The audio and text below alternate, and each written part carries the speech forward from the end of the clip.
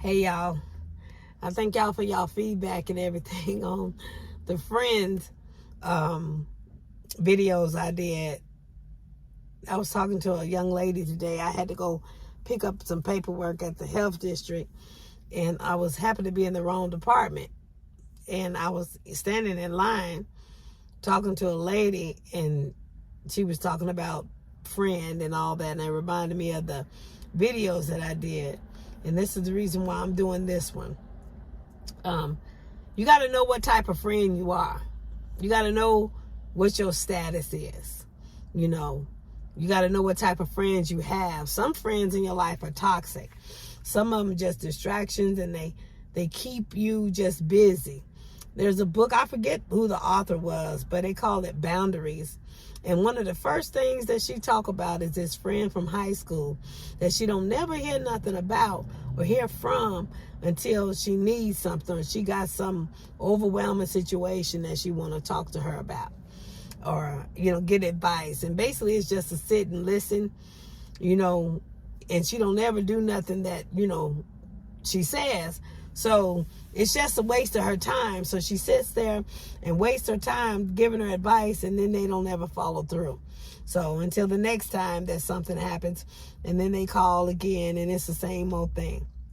So some people, you need to take inventory of your friends in your life. Some people are just there just to waste your time, just to be a distraction, just to hold you down, to hinder you. They ain't never gonna do nothing. They ain't never gonna be nothing because they're comfortable. They like where they are. You got friends that, just want to pull on you. They just constantly, because you got, I was at Chevron, I think it was yesterday. Yeah, yesterday, getting gas in the car.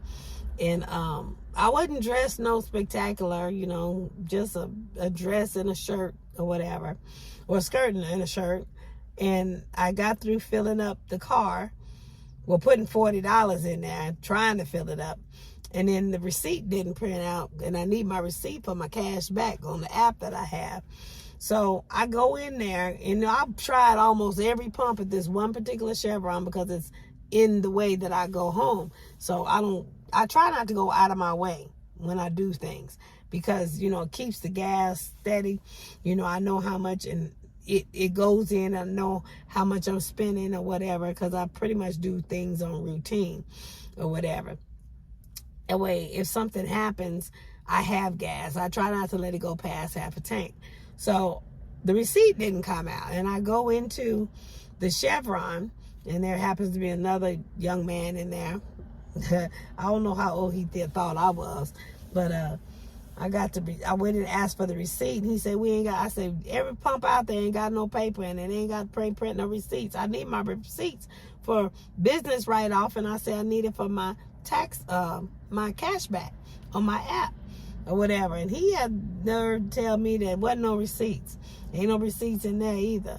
I say, well, somebody need to come up with something because I need a receipt for, taxes, and like I say, my cash back. And he was flirting is what he was doing. And then he printed out the receipt, and he said, well, here you go. He said, but you keep looking as cute as you looking, I'm going to have to snatch you up. I said, oh. I said, well, I guess I'm going to make this my favorite Chevron then. I go there all the time anyway, because like I said, it's the one by my house. And he was like, oh, yeah, you do that or whatever. Like today, I went there because I did some extra things, and I didn't want, to go past too far. And I had a couple of extra dollars that came through for me. So I went to go put that in the tank. I don't sit and hold it and wait. And then it get all the way empty. That's $100 to fill it up.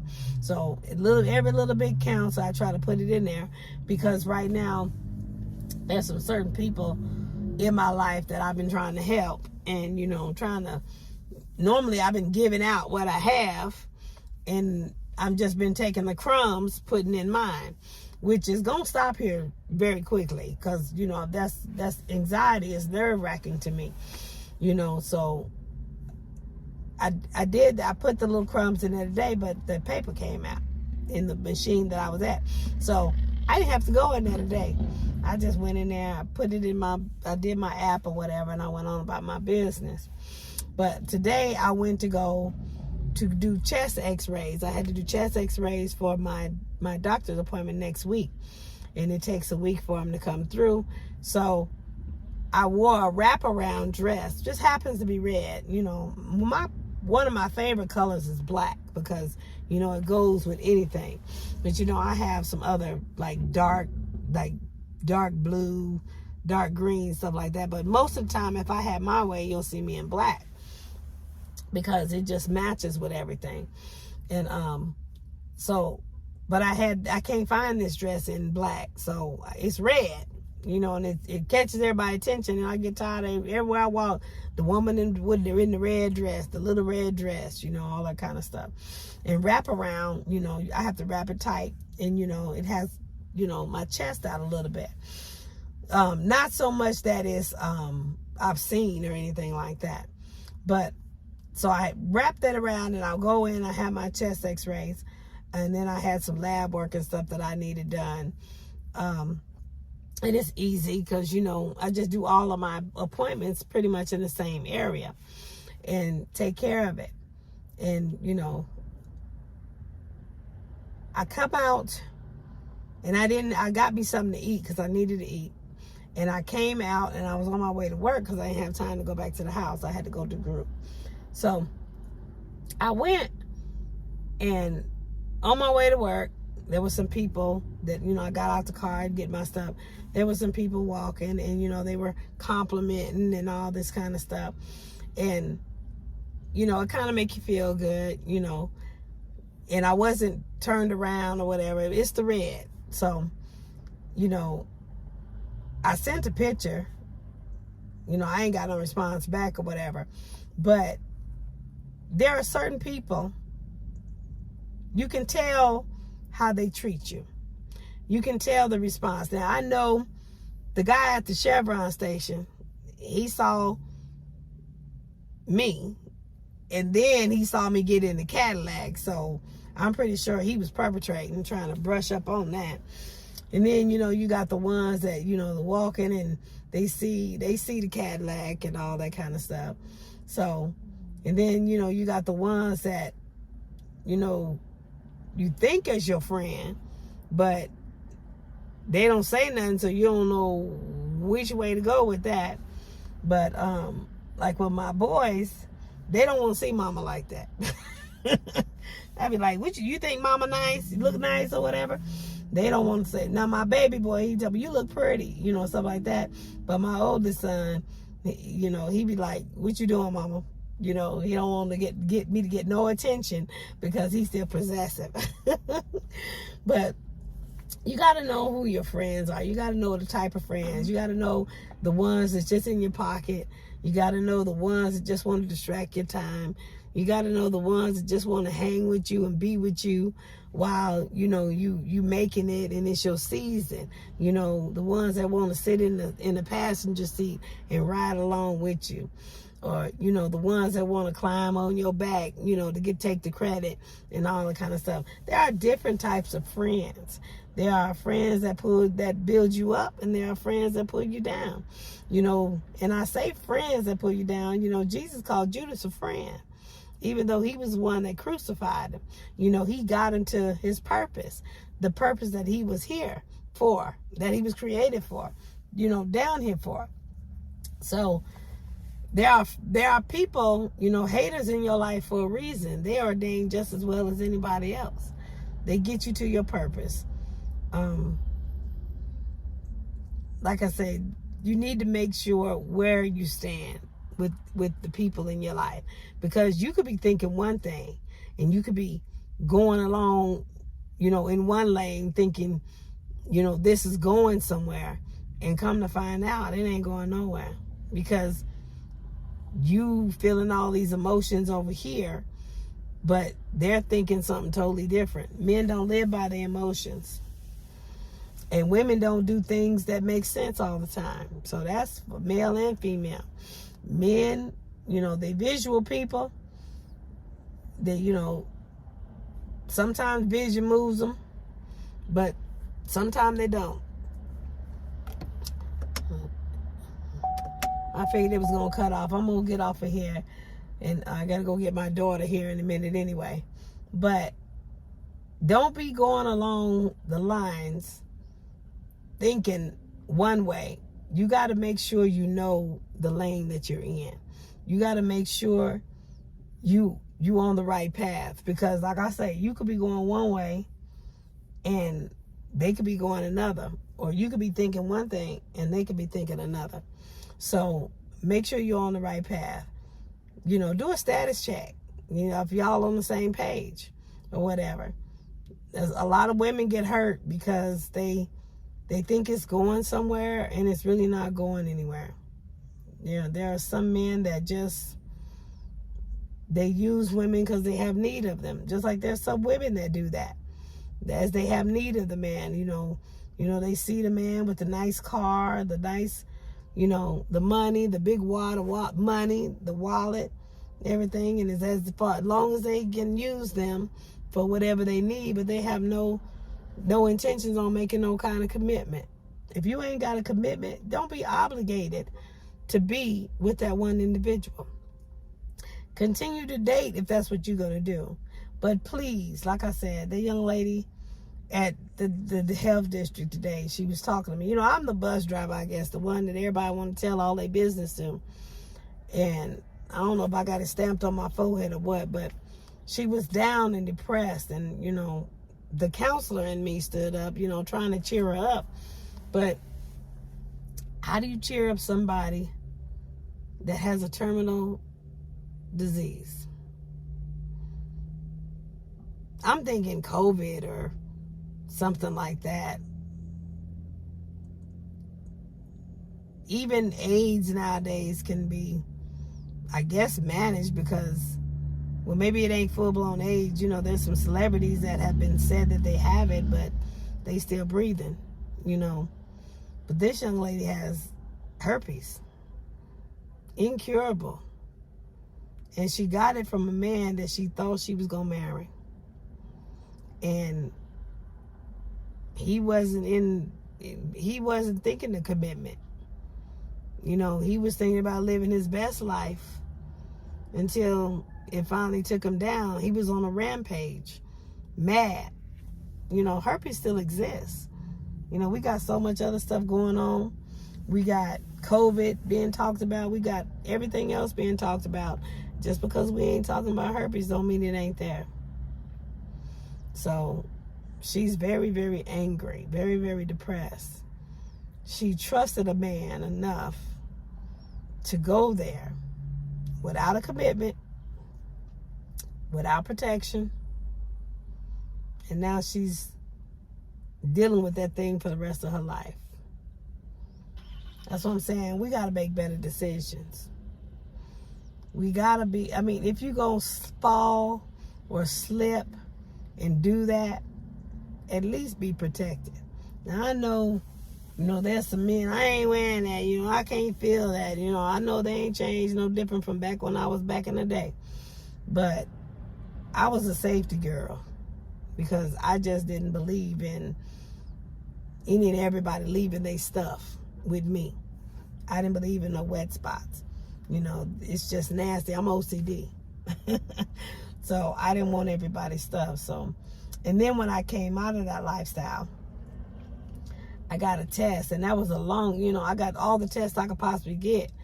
It was the longest week that I waited because back then, them days, and where I was at, they really didn't have no hospital, no Quest diagnostic. So it was test after test after test. And I waited about a week and a half to get all the results just to say that they all was negative. But, you know, that really beat me up because I was fearful because of the lifestyle that I came out of. I was very, very afraid that I may have contracted something. I may have done something. You know, this young, dumb, and stupid. This is back in from my teens into my 20s. So that scared me enough to never do anything like that again because I never wanted to go through that process of worrying whether one of them was going to come back positive, especially something that's fatal. So once I got that all cleared up, and I praise God for that, for keeping me through all of that. He kept me through that lifestyle. And, from that, I honored and walked with him. There have been times that I've been in relationships, I got married for 20 years, and then my ex-husband, he was out there doing the most. He wasn't faithful, and he was doing whatever he could do. So, I was afraid then too. So you don't have to be, single and sleeping around. You could be married and they could be sleeping around. So after that divorce, after I divorced him, I think the third time or whatever, because I kept forgiving him. I kept taking him back. Because at that time, forgiveness wasn't explained to me. But I know forgiveness comes with boundaries. When you forgive, you ain't got to turn around and be no doormat. You can forgive and you can move on. So I finally moved on from that situation. I got my test from that. Waiting for that, he kept me through that. I didn't have, everything was negative. I didn't have anything out of that. I think one time in the middle,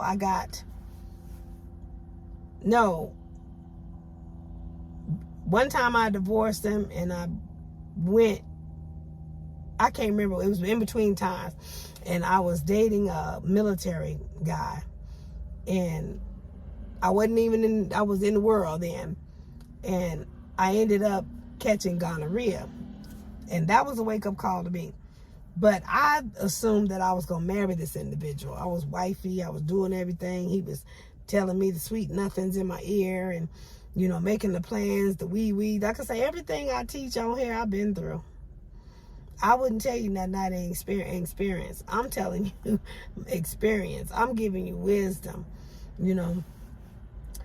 So we went through all the motions and going through, but when D-Day came, when it was down to the wire, like, look, we gonna do this or not, he decided to move and go somewhere else. Now, later on, I found out that he got stationed somewhere else and he married somebody else. But in that time frame, when I thought I was exclusive, he got me gonorrhea. And I was thanking God that it was gonorrhea. It was curable. So I got it cured. Did whatever, the medicines and everything, got that cured. And then I took some more tests after that just to make sure it didn't come back. So I started a routine to where every year, annual thing, where I would go and get those type of tests, because I want to make sure nothing's laying dormant and sitting up. So just a year to praise God, just to, get the results back. Because, at that time we got twice diagnostic. It only take 2 or 3, 4 days for stuff to come back. So get that done. I can fast during that time. They come back negative. Thank you, Lord. I'm just enjoying it. So it's like my anniversary of being clean and sober. So I just praise God that he kept me through all of that. So, and then I got to the point that, if I ever decided to be with anybody or make my decision to be with anybody, I would go have another set of tests. That way they would come back negative, and I'd have proof, current proof in my hand, to where, because, if stuff start burning and stuff, then they want to blame woman. I'd have been through that a couple of times, and we hadn't even really done anything, and I would show them that my stuff was negative. Now, like I said, that gonorrhea time was one of the times. The other time I never did have any kind of symptoms or anything, but I don't know how they got it and I didn't or whatever, but I kept testing and it never showed up.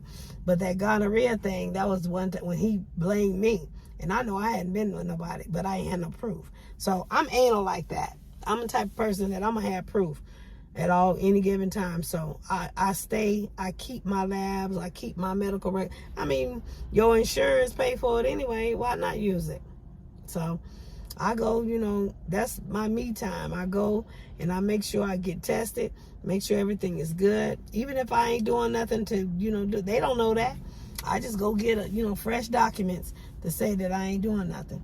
Now, in the event I do decide to get close to somebody and I may think about marrying that individual, I would get tested right before to where if anything come up, I'm anal like that.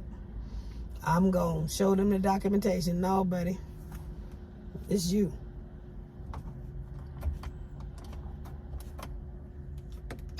This doggone light keep coming on, keep turning off. So yeah, it's 20 minutes. It needs to turn off. So I'm gonna get off of here, and my daughter should be ready to go here in a minute. Waiting for her to get out of rehearsal. But like I said, you know, you gotta be intentional. You gotta make sure that you know where you stand with the individual. That way you don't have no surprises or whatever. If you have surprises, that ain't nobody's fault but yours. You know, you got to communicate. If you're in a relationship where you're not communicating, then you ain't supposed to be in a relationship. You definitely ain't supposed to be making no financial decisions or no monetary transfers in a relationship where you're not committing, or you're not communicating, because all you doing is serving them and they ain't serving you. That's normally how it runs. So make sure you know where you stand before you start investing in somebody that ain't investing you. You won't get hurt, because as soon as you start investing in that person, and that person is not investing in you and not reciprocating, not doing stuff like that, you start feeling some type of way. So you start getting heartache and all this kind of stuff. So make sure that you understand what you're doing, what you're getting yourself into, because you can't sit up there and say when your bank account is dry that you didn't know. I'm sure there were signs. There was, you know, things that was taking place, red flags the whole time. Just throwing yourself at a man ain't gonna make him be with you. You know, they quick to say we ain't nothing but friends. And if you want to sit there and give all your living away to a friend, that's on you. If a man ain't coming to you for sex, it's money. If it ain't money, it's sex, basically. Unless he loves you and he wants to make a commitment with you, that's something different. But if he ain't talking commitment, he ain't talking about being with you, you know, he's still calling you a friend, don't make lifelong decisions on temporary things, temporary situations. Don't do it. So pay attention to who the friends that's just in your pocket. Pay attention to the friends that's just wasting your time. The ones that's just a distraction. The ones that just want to use you to be elevated. You can help them out. Pay attention to the ones that are reciprocating. Pay attention to the ones that, you know, that's give and take. Pay attention to the ones that's trying to make soul ties with you, trying to be a blessing to you. You know, souls knit together like David and Jonathan was in the Bible, helping you out, and you helping them out. Pay attention to the real friends. You know, pay attention to the ones that's, you know, borderline foe. You know, make sure y'all on the right page. Make sure you know your status. Make sure you understand what type of friend you are considered by them. You're a good friend, a close friend, best friend, girlfriend. Make sure you know what type of friend you are. And if that don't line up with the type of friend that you want to be, then you need to make some decisions. I told somebody recently, I don't want to be a friend for the rest of my life that's just a resource. I'm just a resource. I don't want to be a resource all my life. If that's the only type of friend I'm going to be, then I'm going to cut it off, you know, at some point. Because there's more to life than just being a resource. You know, if I decide to get married or be with anybody, my man ain't going to let me be a resource anyway. So I might as well cut it off and save some money, save some time, save something for him. Keep my stuff in a basket and whatever. Because if I continue to be a resource, when that man does come along, it's going to be dried up. The brook going to be dried up. So there's a difference between helping somebody and just being ignorant. constantly doing for somebody that ain't got nothing with you. I mean, they got a lot of words. They got a lot of, sweet nothings to listen to. And like I say, I'm very educated. All my degrees got some type of psychology in it, except my doctorate. My doctorate is in biblical studies. And that's about love, God, studying the Bible. So that's like the ultimate. So you study the enemy there, the enemy comes to steal, kill, and destroy. So make sure, you know where you stand. They can whisper and talk all kind of stuff, but if their behavior ain't backing it up, I listen to their behavior. I may help and do here and there, but when it gets to be too much, I start creating boundaries. Because I'm going to let them know they just can't come to me for any and everything all the time. Especially when they ain't doing nothing for me. And it's not to say, I'm not, I pay it forward. But when you get to be paying big stuff forward to where it's costing you gas and it's costing you your stuff out of your household and you struggling, that's, if I ain't making no sacrifice, just to be making no sacrifice. So it's got to be, first of all, God ordained, God centered. And if it's not, I'm just being a fool. And I'm not going to just be a fool. I'm in a situation to where I used to run around and I don't care what, half a tank, I just roll up to the pump and just fill my car up. I ain't got to worry about it. Just go until the pump stop. Now, I got to monitor it. I got to look and see how much is there and put this amount in and all that kind of stuff. And ain't no commitment.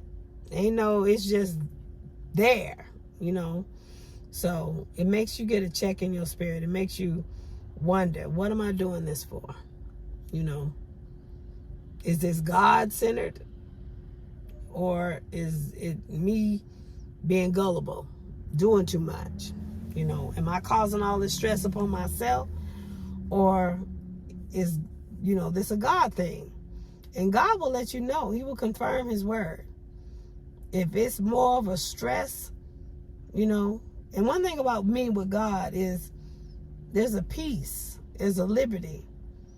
If it's a God thing, when it go out, it shows up somewhere else. If it don't show up, that's me being stupid. I got to pay attention. So, anyway, like I said, I'm going to get off of here. Just pay attention to what type of friend you are. What type of, what, and I'm talking about behavior-wise. I ain't talking about what they say. They can call you girlfriend, significant other. They can call y'all, but how they treating you? Make sure you know where you stand. At all times, be present. Be present in the moment. Don't be up your head up in the clouds, in euphoria, saying, oh, he loves me, he this, that, he that, don't be all up in the clouds, because while you up in the clouds, he down here in reality, and he just looking at you, and he just milking whatever he can out of you. So, friends, girls do it too. Make a man, think he more than that. Pump his chest out. Say all good things to him. Cunning. Next thing you know, they broke. Their pocketbook is gone. Stuff like that. Make sure you're present. Make sure you're in the moment. The only place you can live is now. You can't live yesterday, and you can't live in tomorrow. You got to live now. Be present. What are you today? Don't act like a wife today if you're not nothing more than a friend. That don't go overboard, and say you don't know. Know what you're doing. Sometimes I go above and beyond because that's just who I am. I like to make people's hearts smile. But when it's causing my heart to frown, I kind of slow down. I make boundaries. I put a check in it, And if I find somebody just constantly coming to me just for that, they lose access to me. They have very limited access to me, because you can't just keep giving and giving and giving and, they can't do nothing else. They can't call you no other time unless they want something. I got people in my life that know my payday before I do. I mean, they call me religiously. They know my payday before I do. I had somebody I was on the phone with a while ago. They called me and asked me, what's the payday? I had to think, you know. But I got some that I know when I see their number come up, I know it's payday. So them type of people, they slowly but surely losing access to me.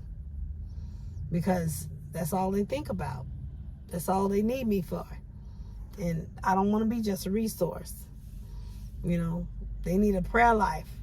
They need to have God in their life. They need to have their own cup. So let God fill their cup, and then they don't have to pull on me so much. But anyway, like I say, know where you are, know your status, and y'all stay blessed.